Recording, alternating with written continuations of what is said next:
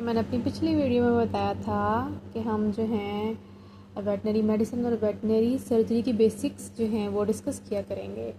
तो veterinary medicine आपको पता है कि वेटनरी मेडिसिन में क्या चीज़ें आती हैं। वेटनरी मेडिसिन है कि साइंस और सिम्टम्स की बुनियाद पर आपने डायग्नोसिस देना है और उसके बाद क्या करना है, उसका ट्रीटमेंट प्लान जो है वो बनाना है। ये सारा कुछ वेटनरी मेडिसिन में होता है कि आप देखें कि अगर वायरल इन्फेक्शन है, आपने ख़ुद देखना है ये उसके साइंस और सिम्टम्स की बुनियाद पर, और लैब टेस्ट या जो भी दीगर टेस्ट मौजूद होते हैं क्लिनिकल, उसकी बुनियाद पर आपने देखना है कि क्या चीज़ है, उसका क्या डायग्नोसिस है और उसके बाद हमें ट्रीटमेंट प्लान्स देना है। तो देखें, सबसे बेसिक चीज़ आती है उनके सिम्टम्स। अगर वो होंगे और आपको बड़े वाजिया हर डिज़ीज़ के सिम्टम्स पता हैं तो आप बेसिक डायग्नोसिस कर सकेंगे। अदरवाइज़ ये बहुत मुश्किल हो जाएगा आपके लिए कि आप डायग्नोसिस कर सकें किसी भी उस डिज़ीज़ का। तो देखें क्या साइंस होते हैं, फ़ीवर है, वॉमिटिंग है, डायरिया है। तो एक और बात जो क्लियर कर दें कि हम यहाँ पे पेट्स के बारे में ज़्यादातर जो है वो पढ़ा करेंगे, यानी कि कैट्स एंड डॉग्स और जो कंपेनियन एनिमल्स होते हैं या स्मॉल एनिमल्स होते हैं, रूमिनेंट्स नहीं, जो स्मॉल एनिमल्स हैं उसके बारे में। तो हम साइंस क्या देखते हैं कि फ़ीवर है, वॉमिटिंग है, डायरिया है, एब्डोमिनल पेन है, एनोरेक्सिया है, रेस्टलेसनेस है। और हर डिज़ीज़ का अपना अपना एक स्पेशल साइन होता है जिसके बेसिस पे हम जो ये जान लेते हैं कि ये हाँ वो पर्टिकुलर डिज़ीज़ हो सकती है। सबसे पहले हम एक अपना रफ सा आइडिया अपने ज़हन में बनाते हैं, उसके बाद हम टेस्ट प्रिस्क्राइब करते हैं, जी ये करवा लें। फिर जो ऑनर करवाता है उसके बुनियाद पर जो भी रिज़ल्ट्स आते हैं टेस्ट के, फिर उसके बेसिस पे हम बताते हैं कि टेंटेटिव डायग्नोसिस जो है हमारा कि जी ये यही वही है, राइट। सो हम सबसे पहले डायरेक्ट डिज़ीज़ पे जंप नहीं करेंगे, हम सबसे पहले साइंस को समझेंगे कि अगर वॉमिटिंग है तो वॉमिटिंग क्यों है, किन किन कंडीशंस में हो सकती है, कि ये डिज़ीज़ की वजह से ही है या किसी और वजह से है। कि हर जो चीज़ें ज़रूरी नहीं वो बैक्टीरियल, वायरल, फंगल और माइक्रोबियल जो है इश्यूज़ की वजह से हो। बाज़ दफ़ा सिंपल ओवर ईटिंग जो है उसकी वजह से भी जो है आपको या आपके पेशेंट को, यानी कि आपका जो पेट है, आपका एनिमल है, आइदर वो कैट है, डॉग है और कोई स्मॉल एनिमल है, रैबिट है, उसको हो सकती है। स्पेशली जो है यहाँ पे कैट्स एंड डॉग के बारे में ही डिस्कस किया जाएगा। तो सबसे पहले हम टॉपिक जो करेंगे वो अक्यूट वॉमिटिंग है, ठीक है, यानी वॉमिटिंग। तो क्योंकि बहुत घबरा जाता है एक ऑनर जो है जब उसके पेट को वॉमिटिंग होती है, तो हमें पता होना चाहिए कि वॉमिटिंग जो है वो क्यों हो रही है उसे। अक्यूट का क्या मतलब है, ठीक है। अक्यूट जैसे कि आपको यहाँ नज़र आ रहा है, वॉमिटिंग है क्या? वॉमिटिंग है expulsion of stomach contents forcefully. ये बहुत मतलब ब्रीफ वीडियोस हुआ करेंगी और बहुत डिटेल नहीं हुआ करेंगी। डिटेल अगर आप चाहेंगे तो मैं बना दिया करूँगी, बट हमें बेसिक कंसेप्ट पता होना चाहिए कि जो भी टॉपिक हम डिस्कस कर रहे हैं आखिर वो है क्या और उसको ट्रीट कैसे करना है। वॉमिटिंग होती है एक्सपल्शन ऑफ स्टमक कंटेंट, यानी आपके जो एनिमल है उसके स्टमक से जो है कंटेंट जो है वो फोर्सफुली जो है वो एसोफेगस से वापस ओरल कैविटी से मतलब में आ जाए, ठीक है। तो इसको वॉमिटिंग कहेंगे एंटी पेरिस्टालसिस के नतीजे में। तो अक्यूट वॉमिटिंग है जो लेस देन 7 डेज़ हो। अगर इससे ज़्यादा मतलब होगी तो वो क्रॉनिक हो जाएगी, ठीक है। तो यानी लेस देन 7 डेज़ है, यानी एक हफ्ते से के बीच बीच उसको जो है वॉमिटिंग हो रही है, तो उसका मतलब उसे अक्यूट वॉमिटिंग है। पैथोफिजियोलॉजी जो है यानी ये क्यों हो सकती है, ये 3 मेजर रीजंस की वजह से हो सकती है।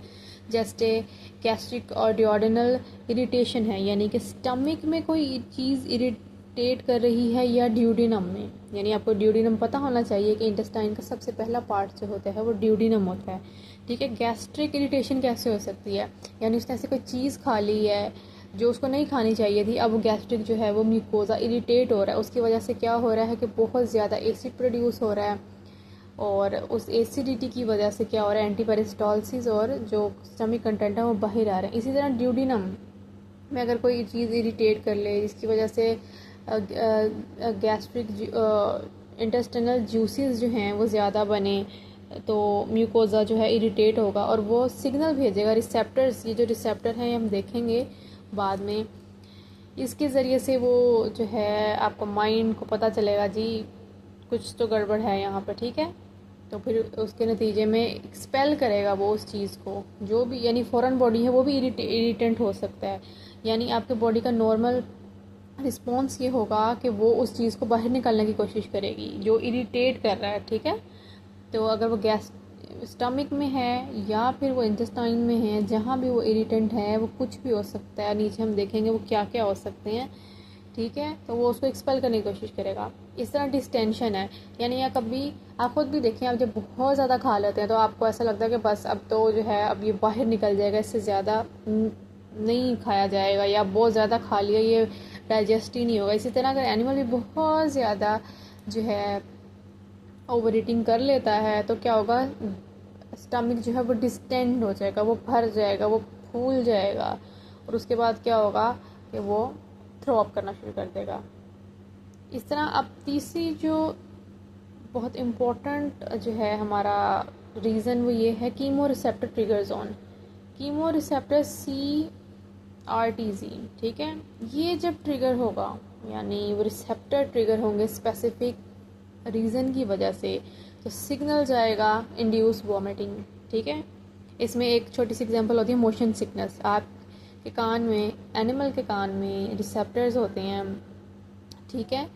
वो रिसेप्टर्स जब ट्रिगर होते हैं यानी उनको जब सिग्नल मिलता है तो वो क्या इंड्यूस करवा देते हैं, वॉमिटिंग। आपको मोशन सिकनेस का पता होगा कि जब आप ट्रैवल कर रहे हैं बस में, कार में, कुछ लोगों को ये होती है कि वो जब गाड़ी में बैठते हैं तो कहते हैं हम we are feeling like we are gonna throw up.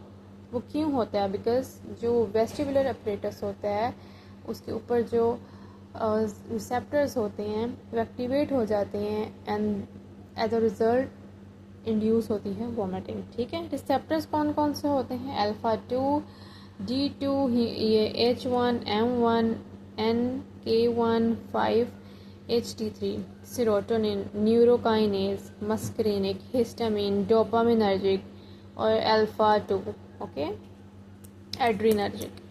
Science क्या हो सकते हैं, वॉमिटिंग अगर हो रही है तो सबसे पहले तो आपको मतलब आपके एनिमल को डिहाइड्रेशन हो जाएगी, ठीक है, क्योंकि बहुत सारा जो लिक्विड कंटेंट है वो क्या हो रहा है, वो आपकी बॉडी से बाहर जा रहा है, ठीक है। इस तरह वो बार बार थ्रो अप कर रहा है तो उससे खाया नहीं जा रहा, और वो अगर पानी पी भी रहा है तो वो मतलब बहुत ज़्यादा थ्रो अप कर रहा है, तो इसके नतीजे में क्या, वो डिहाइड्रेशन हो जाएगी, वो कुछ खाए पिएगा नहीं और वो बहुत लिथार्जिक महसूस करेगा, बहुत कमज़ोर, और एब्डोमिनल पेन उसके रहेगी, ठीक है।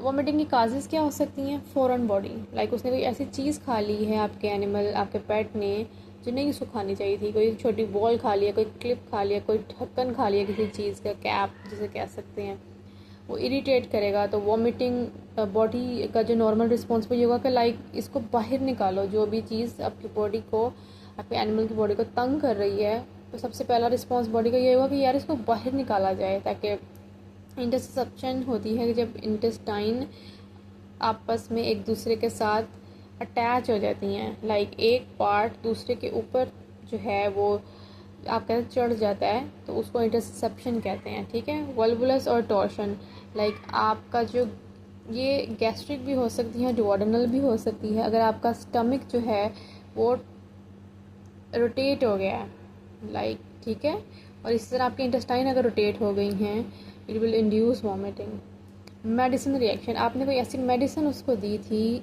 जो रिएक्ट कर गई है, या तो एक्सपायर थी, या उसकी डोज ज़्यादा थी, या फिर वो कोई ऐसा थी जो खाने के बाद नहीं देनी चाहिए थी। बहुत सारी चीज़ें होती हैं, बहुत ध्यान से रखनी चाहिए। कुछ मेडिसिन ऐसी होती हैं जो है वॉमिटिंग रिड्यूस करवा देती हैं।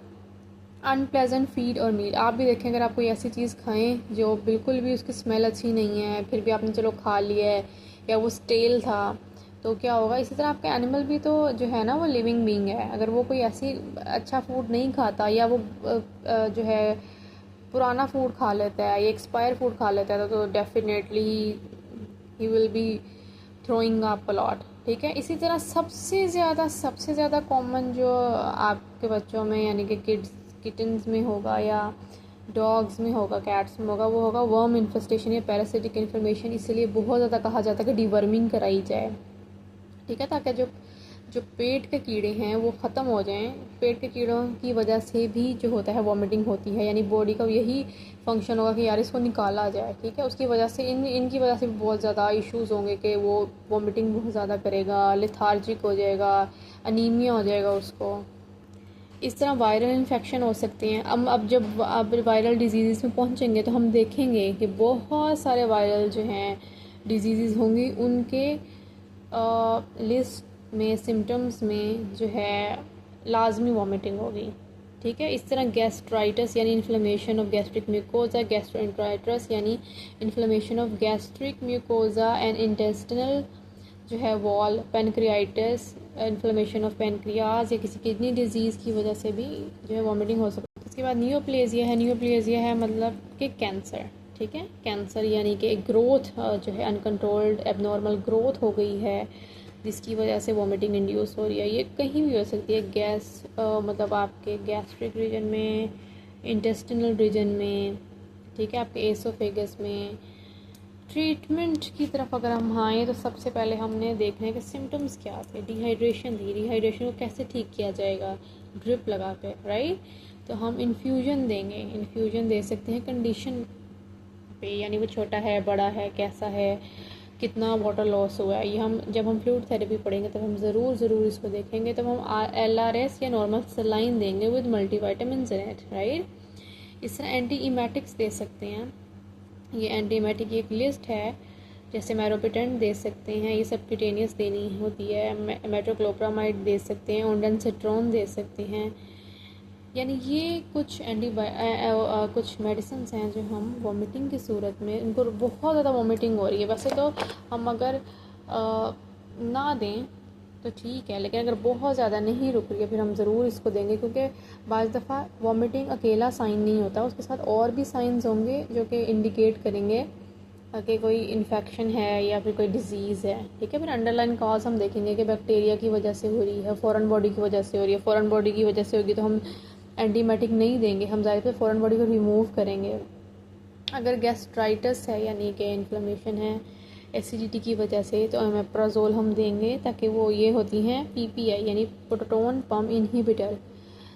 यानी गैस्ट्राइटिस हो रहा है ज़्यादा एसिड प्रोड्यूस होने की वजह से, तो ये क्या करेगी, उस एसिड को कम करेगी।